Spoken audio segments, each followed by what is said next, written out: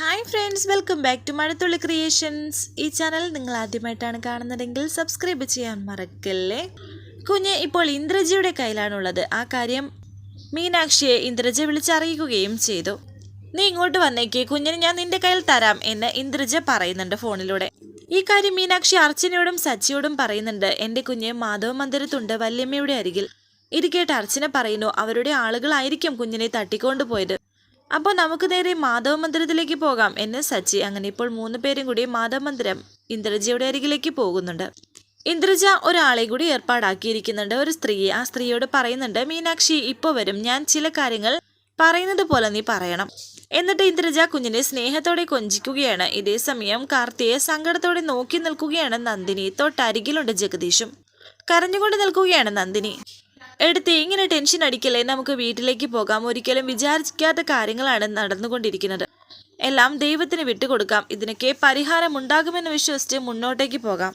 അപ്പോൾ നന്ദിനി പറയുന്നുണ്ട്, അതല്ല മോനെ, ഇപ്പോൾ ഒരല്പം മുമ്പ് ഒരു പ്രശ്നം ഉണ്ടായി. അച്ഛൻ എന്നെ വിളിച്ചിരുന്നു.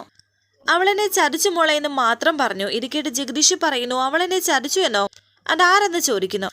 അറിയില്ല, പിന്നെ പല പ്രാവശ്യം വിളിച്ചിട്ടും അച്ഛൻ ഫോൺ എടുത്തില്ലെന്ന് നന്ദിനി പറയുമ്പോൾ ജഗദീഷ് പറയുന്നു, അച്ഛൻ വീട്ടിലല്ലേ, എന്താ പറഞ്ഞ് എന്നെ വീട്ടിൽ ചെല്ലുമ്പോൾ വിളിക്കാം, ചോദിക്കാം, എടുത്തിയാൽ വിട്ടേക്ക്. ഡോക്ടർ അവരോട് പറയുന്നു, എല്ലാവരും കൂടി ഇവിടെ നിൽക്കണമെന്നില്ല, ഒരാൾ നിന്നാൽ മതി. പേഷ്യൻറ്റിനെ നോക്കാനായി ഇവിടെ ഞങ്ങൾ എല്ലാവരും ഉണ്ട്. വെറുതെ എല്ലാവരും ബുദ്ധിമുട്ടുണ്ടെന്ന് കരുതി പറഞ്ഞതാണ്. രാജലക്ഷ്മിയും മാലതിയും അവിടേക്ക് വരുന്നുണ്ട്. അമ്മയോട് ജഗദീഷ് പറയുന്നു, അമ്മ വീട്ടിലേക്ക് പോയിക്കോളൂ, ഞാനും മാലതിയും ഇവിടെ നിന്നോളാം. അത് വേണ്ട, ഞാൻ ഇവിടെ നിന്നോളാം, എല്ലാവരും പോയിക്കോളൂ എന്ന് നന്ദിനി പറയുന്നു. ഇന്നെന്തായാലും മാലതി ഇവിടെ നിൽക്കട്ടെ, അത് മതി എൻ്റെ അമ്മ പറയുമ്പോൾ വളരെ സങ്കടത്തോടെ നന്ദിനി കാർത്തിയെ നോക്കുന്നു. തുടർന്ന് മീനാക്ഷിയും അർച്ചനയും സച്ചിയും കൂടി മാധവ മന്ദിരത്തിലെത്തി. അവിടേക്ക് എത്തിയപ്പോൾ കയറാൻ നേരമില്ല, ഒരു അർജന്റ് കാര്യം. അതുകൊണ്ട് സച്ചിയും അർച്ചനയും അവിടെ നിന്ന് പോവുകയാണ്. പെട്ടെന്നൊരു ഫോൺ കോൾ വന്നപ്പോഴാണ് അവർക്ക് പോകേണ്ടി വരുന്നത്. അങ്ങനെ ഇപ്പോൾ അവർ 2 പേരും അവിടെ നിന്ന് പോകുന്നുണ്ട്. അവിടേക്ക് വരുമ്പോൾ ഉമ്മറത്ത് ചാരു കസേരയിൽ ഇരിക്കുകയാണ് ഇന്ദ്രജ. അവിടേക്ക് കുഞ്ഞിനെ കാണാൻ ഓടിപ്പാഞ്ഞു വരികയാണ് മീനാക്ഷി. വല്യമ്മ എന്ന് പറഞ്ഞിങ്ങോട്ട് വന്നപ്പോൾ, നീ വന്നോ? നീ എന്നെയോ മുത്തശ്ശിനെയോ കാണാൻ വേണ്ടിയിട്ടല്ലല്ലോ ഇവിടേക്ക് വന്നത്. നിനക്ക് ഞാൻ ഫോൺ ചെയ്യുമ്പോൾ കുറെ കൂടി സമാധാനത്തിലായിരുന്നു. പക്ഷേ അത് കഴിഞ്ഞ് ഇവിടുത്തെ സ്ഥിതിഗതി അപ്പാടെ മാറി. അതൊക്കെ കേൾക്കാൻ സന്മനസ്സുണ്ടെങ്കിൽ ഞാൻ പുറകെ പറയാം. അതിനു മുമ്പ് നിനക്ക് നഷ്ടപ്പെട്ടത് നീ തിരികെ വാങ്ങിച്ചോളും എന്ന് പറഞ്ഞ് ആ സ്ത്രീ അവിടേക്ക് വിളിക്കുന്നുണ്ട് ഇന്ദ്രജ. കുഞ്ഞിനെ കണ്ടതും സന്തോഷത്തോടെ നിൽക്കുകയാണ് മീനാക്ഷി. മോളെ എന്ന് പറഞ്ഞ് കുഞ്ഞിന്റെ അരികിലേക്ക് മീനാക്ഷി ഓടിപ്പോകുന്നു. കുഞ്ഞിനെ എടുക്കുകയാണ്, എന്നിട്ട് ചുംബനം കൊടുക്കുന്നുണ്ട് കുഞ്ഞിന്. ഇന്ദ്രജി ഇപ്പോൾ ആ കസേരയിൽ നിന്നും എഴുന്നേൽക്കുന്നുണ്ട്. നിനക്ക് സന്തോഷമായോ എന്ന് ചോദിക്കുന്നു പുഞ്ചിരിയോടെ തന്നെ. ഇനി എത്രയും പെട്ടെന്ന് ഇവിടുന്ന് രക്ഷപ്പെടണമെന്നായിരിക്കും നിന്റെ ആഗ്രഹം. കിട്ടേണ്ടത് കിട്ടിയല്ലോ അല്ലേ? നിനക്ക് അവിടുന്ന് ഓരോ നിമിഷവും കിട്ടുന്ന അവഗണനയും അപമാനവും ഞാൻ അറിയുന്നുണ്ട്. പക്ഷേ ഞാനത് നിന്നോട് തുറന്ന് ചോദിച്ചാൽ നീ എന്നോട് പറയില്ല. നീ എന്തായാലും ചെമ്പകമംഗലത്തെ ആളാണല്ലോ.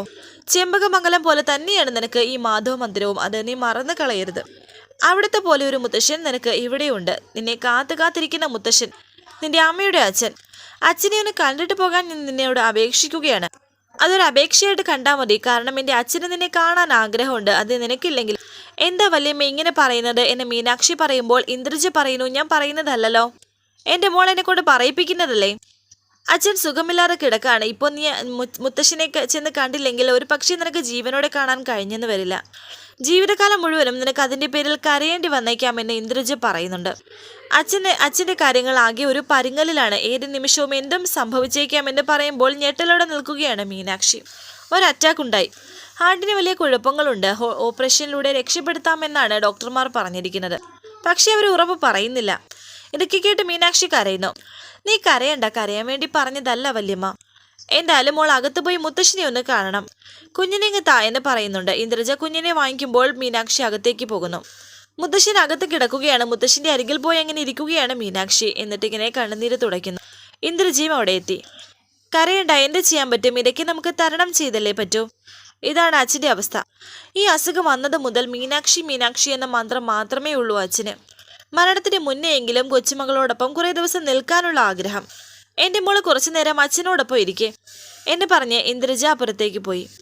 അങ്ങനെ ഇപ്പോൾ മീനാക്ഷി അവിടെ ഇരിക്കുന്നു. ഇതേ സമയം ആ മോളിയും എന്ന ആ സ്ത്രീയുമായിട്ട് കുറച്ച് മാറി സംസാരിച്ചുകൊണ്ട് നിൽക്കുകയാണ് ഇന്ദ്രജ. അച്ഛൻ മരുന്നിൻ്റെ സെഡേഷനിൽ ഉറങ്ങുകയാണെന്ന് മീനാക്ഷിക്ക് ഇതുവരെ മനസ്സിലായിട്ടില്ല. അവളത് മനസ്സിലാക്കുന്നതിന് മുമ്പ് തന്നെ ബാക്കിയുള്ള കാര്യങ്ങളും കൂടി നടപ്പിലാക്കണം. പറഞ്ഞത് മനസ്സിലായോ എന്ന് ചോദിക്കുന്നു. മനസ്സിലായെന്ന് മോളിയും. അതായത് എന്ന് പറഞ്ഞ ചില കാര്യങ്ങൾ ഇന്ദ്രജ ആ മോളി എന്ന സ്ത്രീയോട് പറഞ്ഞേൽപ്പിക്കുന്നു. അങ്ങനെ ഇപ്പോൾ മോളി അകത്തേക്ക് പോകുന്നു. തുടർന്ന് രാജലക്ഷ്മിയും നന്ദിനിയും ജഗദീഷും വീട്ടിലേക്ക് എത്തുന്നുണ്ട്. ചെമ്പകമംഗലത്തേക്ക് അവർ വരുന്നത് സാവിത്രി കാണുന്നു.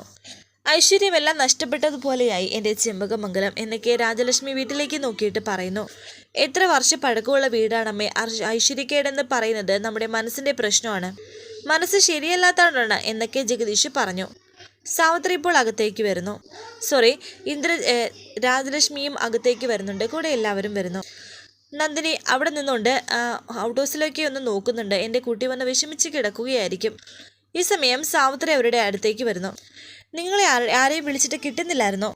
ഈ തറവാട് തകർക്കാൻ ഇറങ്ങിയവളുണ്ടല്ലോ, ഒരുമ്പെട്ടവള്. നമ്മുടെ വൈകമ്മോളെ എടുത്തോണ്ട് എങ്ങോട്ടോ പോയി. എനിക്ക് മനസ്സിലായില്ല, ഏത് ഒരുമ്പെട്ടവള് കുഞ്ഞിനെ എടുത്തോണ്ട് പോയെന്നാ പറഞ്ഞത് എന്ന് ജഗദീഷ് ചോദിക്കുന്നു. അവളാണോ ആ മൈഥിലി പിന്നെയും ഇതിനകത്ത് വലിഞ്ഞു കയറിയോന്നൊക്കെ ജഗദീഷ് ചോദിച്ചു. മൈഥിലിയല്ല, മീനാക്ഷി എന്നെ സാവിത്രി പറയുമ്പോൾ ജഗദീഷ് പറയുന്നു. ഓഹോ, അപ്പോൾ മീനാക്ഷി ഇവിടെ പലർക്കും കൊള്ളരുതാത്തവളും ഒരുമ്പെട്ടവളുമായി കഴിഞ്ഞിരിക്കുന്നു അല്ലേ? എൻ്റെ ഭാര്യയായിപ്പോയി. എൻ്റെ ഭാര്യയായിരുന്നു അത് പറഞ്ഞിരുന്നെങ്കിൽ ഞാൻ അവളുടെ ചെകിട് അടിച്ച് പൊളിച്ചേനെയായിരുന്നു. ഇതിപ്പോൾ ചേച്ചിയാ, എന്ത് ചെയ്യാനാ? എൻ്റെ മകൻ്റെ കുഞ്ഞിനെയും കട്ടോണ്ട് മീനാക്ഷി പോയെന്ന് പറഞ്ഞപ്പോൾ നിങ്ങൾക്ക് ഒരു വികാരവും തോന്നുന്നില്ല അല്ലേ എന്ന് സാവിത്രി. കട്ടോണ്ട് പോയെന്നോ? കട്ടോണ്ട് പോകാൻ വൈകമോളെന്താ കമ്മലോ മാലയോ മറ്റോ ആണോ? അവൾ എന്നോടുള്ള പ്രതികാരം തീർക്കാൻ അതും ചെയ്യും, അതിനപ്പുറവും ചെയ്യും. നശിച്ചവള് എന്നൊക്കെ രാജലക്ഷ്മി പറയുന്നുണ്ട്. മീനാക്ഷി അങ്ങനെ ചെയ്യില്ല, അവളെ വെറുതെ അമ്മ കുറ്റപ്പെടുത്തരുത് എന്ന് നന്ദിനി പറയുന്നുണ്ട്. നീ അവളെ ന്യായീകരിക്കേണ്ട, അത് എനിക്കിഷ്ടമല്ല എന്ന് രാജലക്ഷ്മി പറയുമ്പോൾ ജഗദീഷ് പറയുന്നു. എന്ന് വെച്ച് അവരവരുടെ അഭിപ്രായം ഇവിടെ പറയാനും പാടില്ലേ? അവളെ കുഞ്ഞിനെയും കൊണ്ട് ഞാൻ ഇവിടെ ഇരിക്കുകയായിരുന്നു. അപ്പോഴേ മൊബൈലിൽ ബെല്ലടിച്ചപ്പോൾ അതെടുക്കാനായി ഞാൻ പോയ സമയത്ത് ആ തക്കത്ത് തന്നെ അവള് കുഞ്ഞിനെ ഓടി വന്ന് എടുത്തോണ്ട് ഒരൊറ്റ ഓട്ടം, ഗേറ്റ് തുറന്ന് പുറത്തേക്ക് ഓടി. എന്താ നിങ്ങളെന്നെ ഇങ്ങനെ നോക്കുന്നത് എന്ന് സാവിത്രി പറയുമ്പോൾ നിന്റെ കണ്ണുകളിൽ അറിയാലോ സത്യങ്ങൾ എന്ന് നന്ദിനി പറയുന്നു. ചേച്ചി പറഞ്ഞ ഈ കഥകൾക്കൊട്ടും ലോജിക്കില്ലല്ലോ എന്ന് ജഗദീഷ് പറയുന്നു. എന്തോ സ്പെല്ലിംഗ് മിസ്റ്റേക്ക് ഉണ്ട്. മീനാക്ഷി വന്ന് കുഞ്ഞിനെ എടുത്തോണ്ട് പോയപ്പോൾ അച്ഛൻ എവിടെയായിരുന്നു എന്ന് ചോദിക്കുന്നു. അച്ഛൻ ആ സമയത്ത് ഉറങ്ങുകയായിരുന്നു എന്ന് സാവിത്രി പറയുമ്പോൾ നന്ദിനി പറയുന്നു. ഈ സമയത്ത് ഇപ്പോൾ അച്ഛൻ എവിടെ? അച്ഛൻ അമ്പലത്തിൽ പോയി. എൻ്റെ കാർത്തി മോൻ അവിടെ ICUയിൽ കോമ സ്റ്റേജിൽ കിടക്കാണ്. ആ സമയത്ത് ഇവിടെ നശിച്ച ഈ പ്രശ്നം ചെയ്തല്ലോ എന്ന് രാജലക്ഷ്മി പറയുമ്പോൾ കാർത്തി എന്ന് പറഞ്ഞ് ആകെ ടെൻഷനോടെ അവിടെ ഇരിക്കുകയാണ് സാവിത്രി. പലരും പറഞ്ഞപ്പോൾ ഞാനത് വിശ്വസിച്ചില്ല. എന്നിട്ട് ഞാൻ എൻ്റെ കൊച്ചുമോനെ കൊണ്ട് അവളെ വിവാഹം കഴിപ്പിച്ചു. നശിപ്പിച്ചില്ലേ അവൾ എൻ്റെ തറവാടിനെ? അവൾ ആ മാധുരിയുടെ മകളാണ്, മാധുരിയുടെ മകള്. അവളെ നശിക്കണമെന്ന് പറഞ്ഞ് പ്രാകുകയാണ് രാജലക്ഷ്മി. അപ്പോൾ അമ്മയെന്ന് പറഞ്ഞ് നന്ദിനി അമ്മയെ വിളിച്ചു. കാത്തിരുന്ന് 17 വയസ്സുള്ളപ്പോൾ സ്വന്തം മുത്തശ്ശിയെയും കാണാൻ ഇറങ്ങി വന്നതാണ് സ്വന്തം കൊച്ചുമോള്. അന്ന് മുതൽ ഇന്ന് വരെ എല്ലാ ശിക്ഷകളും ഏറ്റുവാങ്ങിയ കുഞ്ഞ് ഇവിടെ ജീവിക്കുന്നു. അവളെ കല്ലും മരവും കൊണ്ട് നിർമ്മിച്ചതല്ലമ്മേ, അവളൊരു മനുഷ്യജീവിയാണ്. അവൾ ഒരു തെറ്റും ചെയ്യില്ലെന്ന് എനിക്ക് ഉറപ്പുണ്ട്. അമ്മയും അത് മനസ്സിലാക്കുന്ന ഒരു ദിവസം വരും. എന്നാലും ഇരിക്കപ്പിണ്ടം വെക്കുന്നതിനേക്കാൾ ക്രൂരമായിട്ട് അമ്മ പറയാൻ തുടങ്ങിയല്ലോ. ആ കുഞ്ഞ് നശിച്ചു പോട്ടേന്ന്.